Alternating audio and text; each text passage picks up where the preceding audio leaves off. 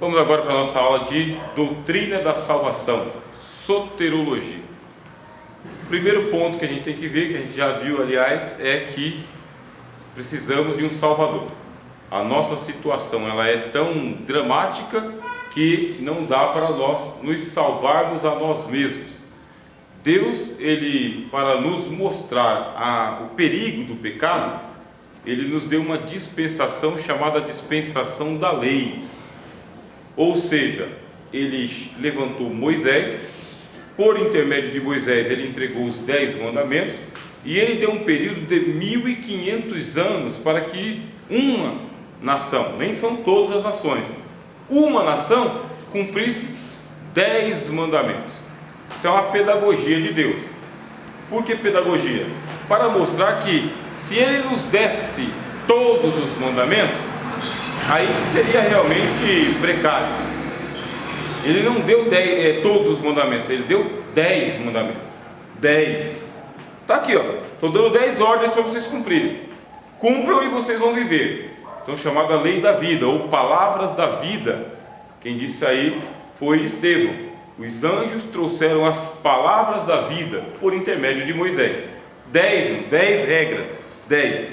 Se você pegar o estatuto da igreja tem 30 regras. 30. Deus não deu 30, nem 20, nem 15. Deus deu 10 mandamentos. E 3 mandamentos voltados para Deus. Só 3 voltados para Deus. Primeiro, não terás outros deuses diante de mim. Segundo, não farás para ti imagem de escultura. E o terceiro, um dia de culto, sábado. 3 mandamentos para Deus. E os outros 7? Os outros 7 é para a gente conviver em sociedade, viver de bem com os homens. 10. Além dele dar os 10 mandamentos, ele deu um período para a gente cumprir, de Moisés até Cristo, 1500 anos. 1500 anos. E outra coisa, ele não deu para todas as nações. Hoje nós somos mais de 300 nações. Não, ele pegou uma nação piloto. O que é nação piloto? Nação de teste. Uma nação para teste. Vamos ser nação piloto. Aí o que aconteceu com a nação piloto, com 10 mandamentos e 1500 anos de história? Não conseguiu cumprir.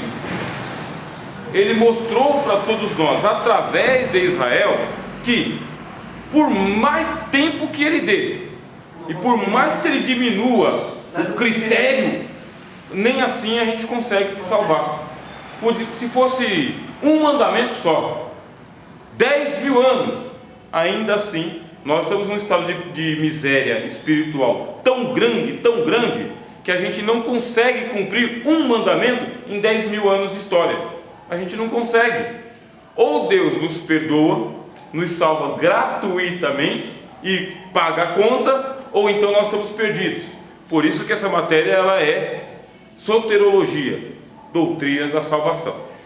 O apóstolo Paulo explicou, os irmãos já leram a carta aos Romanos, os irmãos já devem ter lido. Ele fala o seguinte: olha, o problema é o seguinte, o mandamento ele é santo, justo e bom, tá?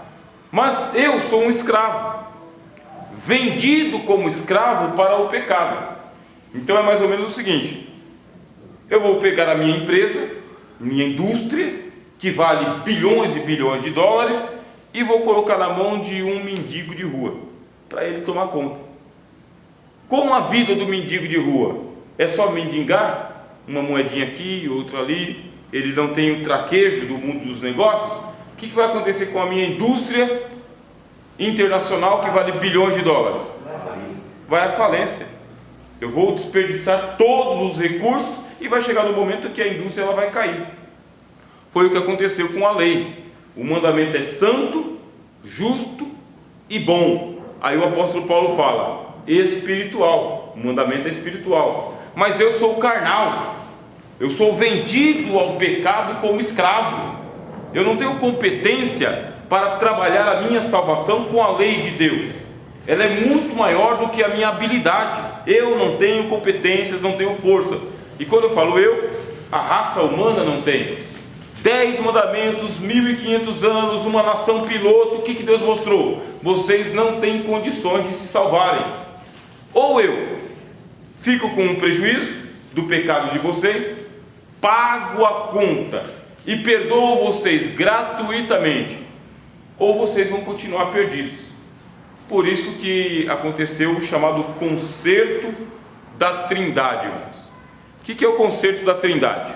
O Pai, o Filho e o Espírito Santo, antes que o mundo fosse criado, cada um deles assumiu uma função na ordem da criação. Tá bem? Os irmãos podem anotar aí. O que é a ordem da criação? É a partir do momento que Deus vai criar o mundo, chama-se ordem da criação, até o momento em que Ele vai fechar o círculo, que aí termina a ordem da criação. Nessa ordem da criação, o Pai, o Filho e o Espírito Santo fizeram o que a gente chama de concerto ou aliança. Cada um deles vai assumir uma função na ordem da criação. E o Pai será o sustentador de todas as coisas. É aquele que não sai da eternidade, não sai de casa, fica sentado no trono por todos os séculos, durante todo o período. Ele é o maior de todos, é o Pai.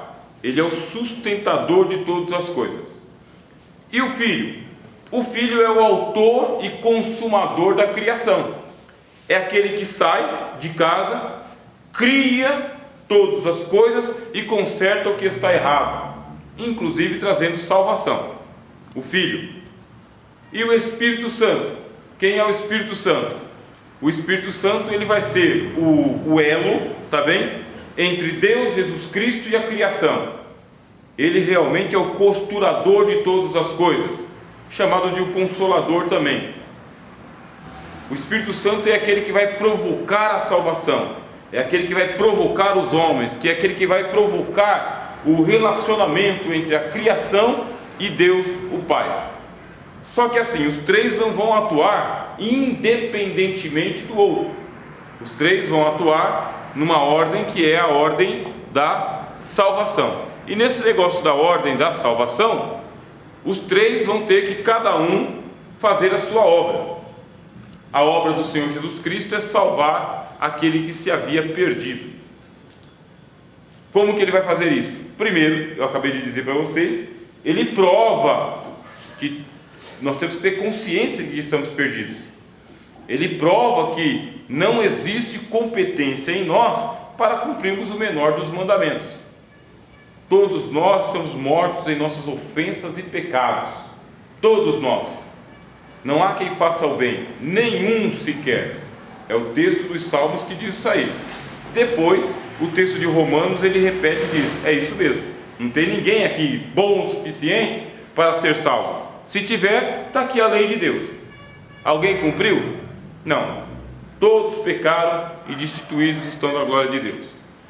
Existe a necessidade de um Salvador. Quando eu entendo que eu preciso de um Salvador, entra o Cristo na história, o Senhor Jesus. Quem é o Senhor Jesus? Ele é o Filho de Deus. Só Ele pode salvar aquele que se perdeu. Só Ele pode restaurar aquilo que se estragou. Sem Cristo não há salvação. Por quê? Nós precisamos de um mediador entre nós e Deus. O mediador é aquele que vai suportar Deus e que vai segurar em nossa mão, e que vai segurar dos dois lados. Aqui está a humanidade caída e aqui está o Deus que pode salvar. O mediador. A lei não conseguiu fazer isso. Por quê? A lei, ela é santa, justa e boa, um mandamento espiritual, mas eu não tenho competência para cumprir a lei. Veio Jesus, e aí ele precisa primeiro, antes de salvar o pecador, saber quanto é que esse pecador está devendo para Deus, porque tem uma dívida, irmãos. A gente estudou a armatiologia e descobrimos que tem uma dívida. Cada ser humano contrai dívidas contra Deus, pecados sem conta. O salmista fala: são mais numerosos do que os fios de cabelo que tem na minha cabeça, não posso contar a quantidade de pecados. Isaías diz: eles são tão pecaminosos que eles são mais escuros do que o sangue pisado. São muito escuros. Quer dizer, o pecado, ele é grave. Ele é um pecado assim, de uma gravidade muito grande, e são em grandes quantidades. Antes de salvar o pecador, a pergunta é: quanto que você está devendo para Deus? E aí pronto, a sua dívida ela vai ao infinito. Vai ao infinito porque, primeiro, começa com a dívida da própria vida. Você não vive porque você quer, você vive porque Deus lhe concedeu a vida como um dom gratuito. Já começa por aí. Está devendo então fôlego de vida para Deus. Só que Ele te deu gratuitamente. Está devendo nada, fica por isso mesmo. Agora, Ele te deu um corpo. Não só te deu a vida, te deu um corpo. E o que você faz com o teu corpo? Aí sim, a partir desse momento você começa a fazer o uso do seu corpo, e só pode fazer um uso para o bem. Fez o uso do seu corpo para uma finalidade pecaminosa, errada, você vai contrair uma dívida com Deus. Por quê? Você está fazendo o mal. E Deus, Ele é o juiz, Ele não pode deixar de ser o juiz. Ele é o juiz de todas estas coisas. Começou você a contrair dívidas, e você vai vivendo, primeiro, segundo, terceiro, 15 anos, adolescência, juventude, idade adulta, relaciona-se com o mundo inteiro, uso do dinheiro, uso da saúde, uso do transporte, uso de todas as coisas. Você vai provocando o que o apóstolo Paulo fala na carta aos Romanos, a ira de Deus. Você vai provocando a ira de Deus, porque vai fazendo tudo errado. Tudo errado. Chega o dia do ajuste das contas. Quantos pecados você cometeu em 50 anos de vida? 60. Dá para contar? São mais numerosos que os fios de cabelo que tem na tua cabeça. É uma dívida sobre dívida. E aí, uma dívida comum é assim: você vai lá, contrai a dívida, paga, acabou. Mas o pecado, ele não é assim, porque ele é dívida sobre dívida, ele tem juros. Ele vai acumulando, acumulando, acumulando. É um pecado com o outro, um pecado com o outro. Deus quer salvar você, a mim, a humanidade inteira. Mas a quantidade de pecados que cada um de nós comete contra Deus, contra a natureza, contra o próximo, contra a sociedade, contra as crianças, as mulheres, contra o casamento, contra tudo, é uma dívida muito grande. A Bíblia diz que assim, nós não teríamos como pagar. Não teríamos. Tem que ter alguém que tenha crédito com Deus. Crédito. Alguém que realmente fala o seguinte: eu tenho crédito com Deus para quitar a dívida de todo mundo. E aí, quem é que tem? Por isso que as testemunhas de Jeová não entendem a nossa fé em Jesus como Filho de Deus. Porque ninguém tem crédito com Deus, nenhum anjo. O arcanjo Miguel, ele não tem crédito suficiente para nos salvar, como dizem as testemunhas de Jeová e como dizem os adventistas.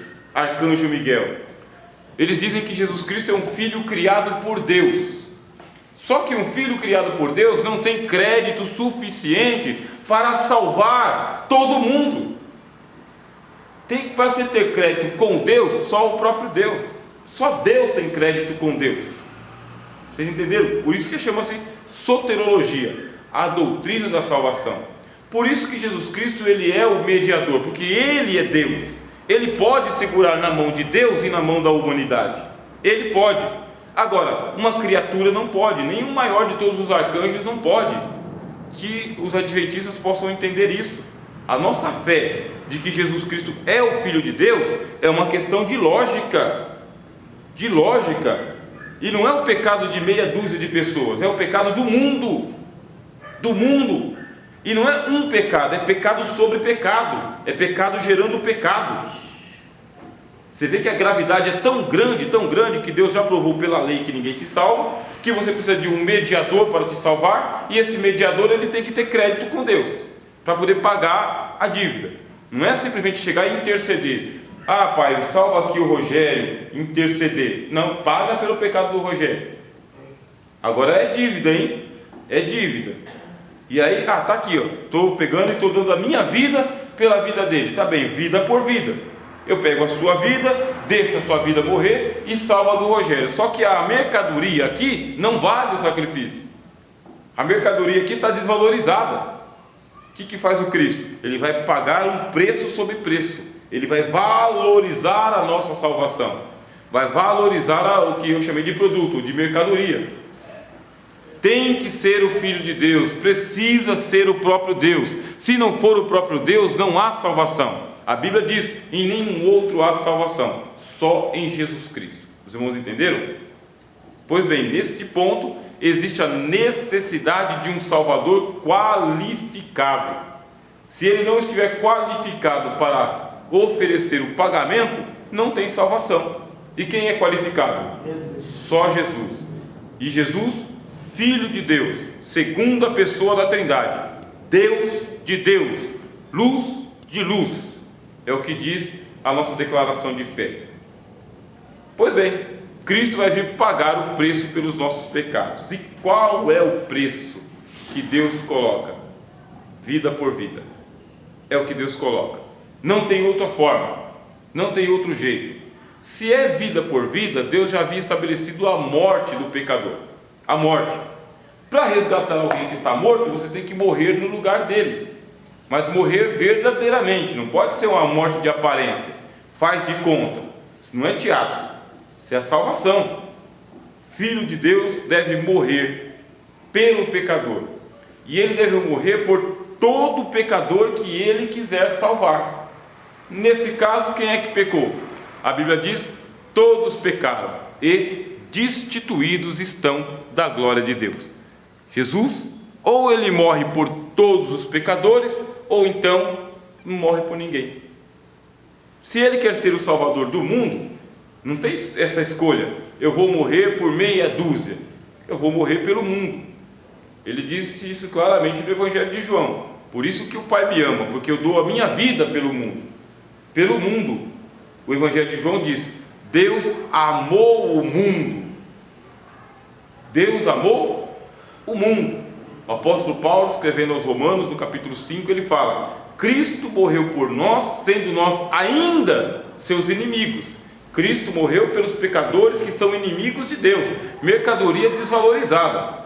Então a metáfora é mais ou menos a seguinte: você é um empresário, sabe, que tem bilhões e bilhões de dólares na sua conta, você pode pagar qualquer conta. Alguém fala o seguinte: eu estou vendendo esse galpão aqui cheio de mercadoria. Aí você vai lá avaliar a mercadoria. Quando chega lá, só lata de feijão podre, vencido, acabado, que não presta para nada. Aí a pessoa fala o seguinte: estou vendendo. Você vai comprar?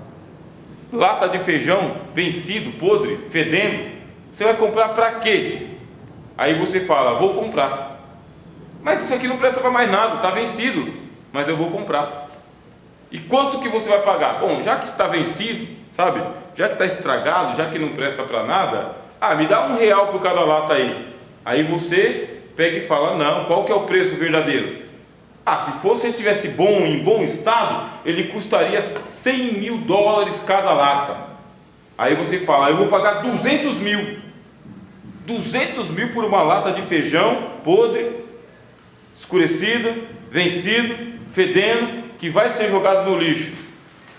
Ou seja, o Cristo, eu estou fazendo a comparação, ele avaliou a nossa alma, morta em ofensas e pecados, desvalorizada, estragada, inútil, não serve para nada, e ele sobrevalorizou a nossa alma, pagando um preço mais do que necessário. Ele deu a vida de Deus pela vida do pecador. Os irmãos entendeu? Ele deu a vida dele pela nossa vida. Eu não tenho como desvalorizar mais a minha alma. Por quê? Porque ela foi avaliada por Jesus. E uma vez que ela foi avaliada por Jesus, ela foi comprada por Jesus. O apóstolo Pedro fala: glorificai, pois, a Deus no vosso corpo, porque fosse comprado por bom preço. Bom preço quer dizer, você foi valorizado no mercado. Acompanhou? Eu vou fazer uma pausa agora para a gente poder fazer as nossas perguntas, tá bem?